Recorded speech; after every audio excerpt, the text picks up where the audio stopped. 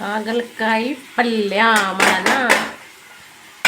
ಹಾಗಲಕಾಯಿ ಎಣ್ಣೆಗೆ ಹುರಿದು ಫ್ರೈ ಮಾಡಿಟ್ಟಿದ್ದೀನಿ.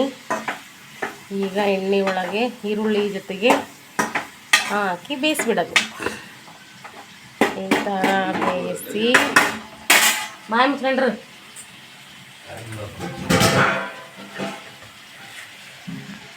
ಅವೆಲ್ಲ ಬೆಂದ ಮೇಲೆ ಇವೆಲ್ಲ ಐಟಮ್ಸ್ ಅದ್ರಾಗ ಹಾಕ್ಬಿಡೋದು.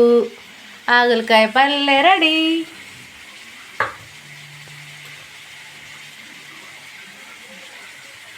ಇಷ್ಟು ಐಟಮ್ಸ್ ಹಾಕೋದು. ಅದಕ್ಕೆ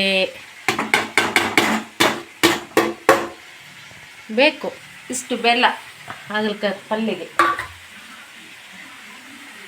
ಚೆನ್ನಾಗೆ ಬೇಯಕ್ಕೆ ಇಟ್ಬಿಡೋದು. ಕೊತ್ತಂಬರಿ ಜೊತೆಗೆ ಹಾಕ್ಬಿಟ್ಟಿದ್ದೀನಿ.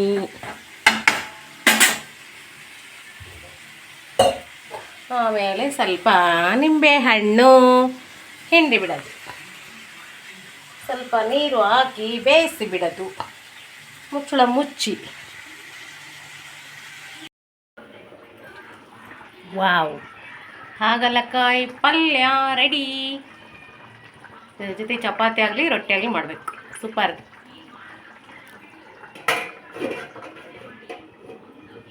ಸೂಪರ್. ಸಣ್ಣಗೆ ಈ ಥರ ಉರಿ ಇಟ್ಟರೆ ಚೆನ್ನಾಗಿ ಬೆಂದು ಬಿಡುತ್ತೆ.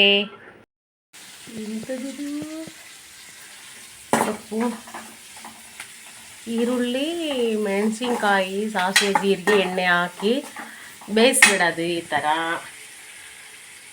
ಆಮೇಲೆ ಈ ಸೊಪ್ಪು ಹಾಕೋದು. ಅದಕ್ಕೆ ಎಂಥದ ಸೊಪ್ಪು ಇದೆಲ್ಲ ಐತೆ, ಮಿಕ್ಸ್ ಸೊಪ್ಪು ಇವತ್ತು. ಇದನ್ನು ಈ ಸೊಪ್ಪನ್ನ ಇದಕ್ಕೆ ಹಾಕಿ ಬೇಯಿಸೋದು, ತಿನ್ನೋದು. ಹೀಗೆ ಎಂಥದ್ದು ಅಂತಾರೆ ಇದಕ್ಕೆ, ಸೊಪ್ಪು ಬೇಯಿಸೋದು. ಸೊಪ್ಪು ಬೇಯಿಸೋದು ಅಂತಾರೆ. ಹೌದು, ಸೊಪ್ಪು ಬೇಯಿಸೋದು ಅಂತಾರೆ. ಸೊಪ್ಪು ಬೇಯಿಸಿ ತಿನ್ನೋದು. ಮಿಕ್ಸ್ ಮಾಡೋದು, ಹಿಂಗೆ ತಿನ್ನೋದು. ಅದು ಇಷ್ಟು ಭಾಳ ಇರ್ತೈತೆ. ಆಮೇಲೆ ಸ್ವಲ್ಪ ಆಗ್ತೈತೆ ಅದು ಬೆಂದಮೇಲೆ. ನೋಡಿ ಇಷ್ಟು ತುಂಬ ಆಗೈತಿ. ಬೆಂದ ಮೇಲೆ ಸ್ವಲ್ಪ ಆಗುತ್ತೆ ಅದು. ಹಾಗೆ ಅದು ಸೊಪ್ಪು ಅಂದರೆ ಹಾಗೆ. ಇನ್ನೂ ಸೊಪ್ಪು ಸಣ್ಣಗೆ ಹೆಚ್ಚಬೇಕಾಗಿತ್ತೆ, ಏನೋ ಗೊತ್ತಿಲ್ಲ. ಸದ್ಯಕ್ಕೆ ನಾನು ಹಂಗೆ ಹೆಚ್ಚಿಬಿಟ್ಟಿದ್ದೀನಿ. ಇರಲಿ ನೋಡಿದ್ರೆ ಇಷ್ಟು ಹೊಟ್ಟೆಗೆ ಸಣ್ಣ ಆಗ್ತೈತೆ ಅದು. ಅದಲ್ಲ, ಹೀಗೆ ಈ ಥರ ಸಣ್ಣಗೆ ಉರಿ ಇಟ್ಟು ಬೇಯಿಸ್ಬಿಡೋದು, ತಿಂದುಬಿಡೋದು. ಆಮೇಲೆ